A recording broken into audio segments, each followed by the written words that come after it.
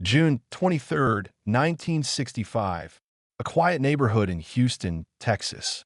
Police step inside a seemingly ordinary house, but what they find inside is straight out of a nightmare.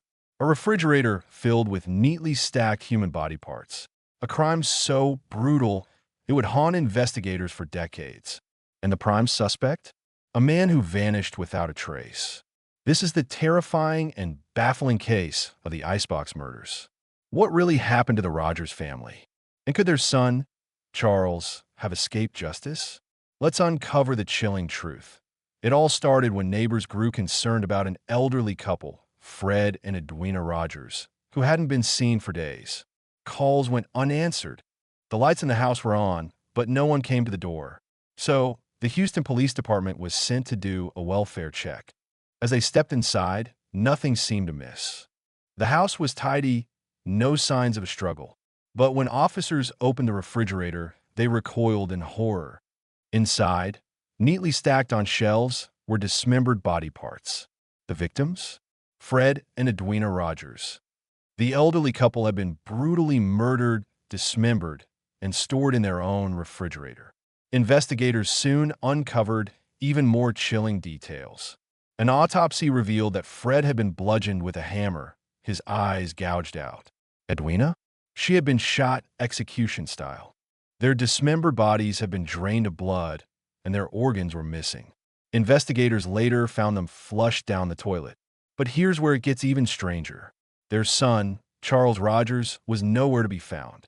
Charles Rogers was an enigmatic and highly intelligent man. A former Navy pilot and geophysicist, Charles was fluent in multiple languages. But despite his impressive background, he had become a recluse, barely speaking to his parents. In fact, his room in the house was locked from the inside.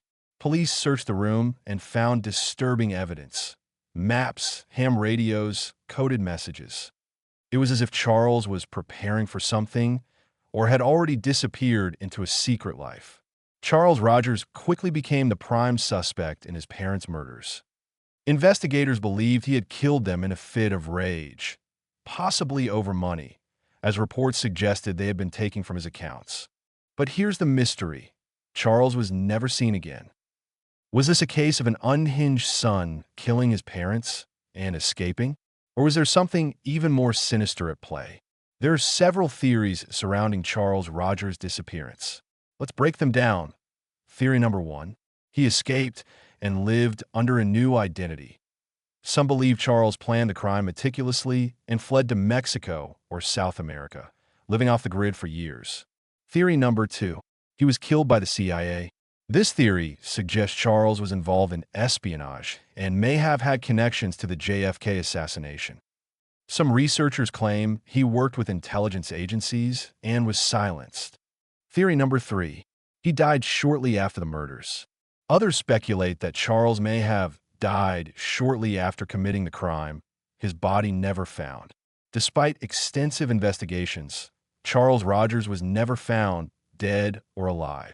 In 1975, he was declared legally dead, but no body was ever discovered.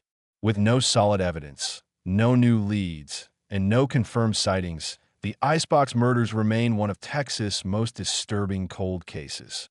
To truly understand this case, we need to dive even deeper into Charles's past. Who was he beyond the headlines? Was he really capable of such a brutal crime? Let's examine the life of a man who has become one of America's most mysterious fugitives. Over the years, the Icebox Murders have inspired countless books, documentaries, and deep-dive discussions among true crime enthusiasts. What is it about this case that continues to captivate people decades later? To further understand the case, we spoke to experts in criminal psychology and forensic science. What do they think happened to Charles Rogers? And could modern forensic techniques finally uncover the truth? Friends and relatives described Charles as highly intelligent but distant. He had quit his high-paying job abruptly and never seemed to integrate into normal society. What was going on behind the doors of 1815 Driscoll Street? Multiple reports surfaced over the years claiming Charles was seen in Mexico, Canada, and even South America. Was he truly hiding in plain sight? Or were these just mistaken identities? Some believe Charles was framed. Others suggest he was eliminated by powerful figures who wanted him silenced. Could this case be more complex than we think? History has seen similar horrifying crimes, but few remain as mysterious as this one. What can we learn from them? With advancements in forensic technology, could new evidence one day surface to solve the case once and for all? Did Charles Rogers plan the perfect escape, or was he silenced by someone else?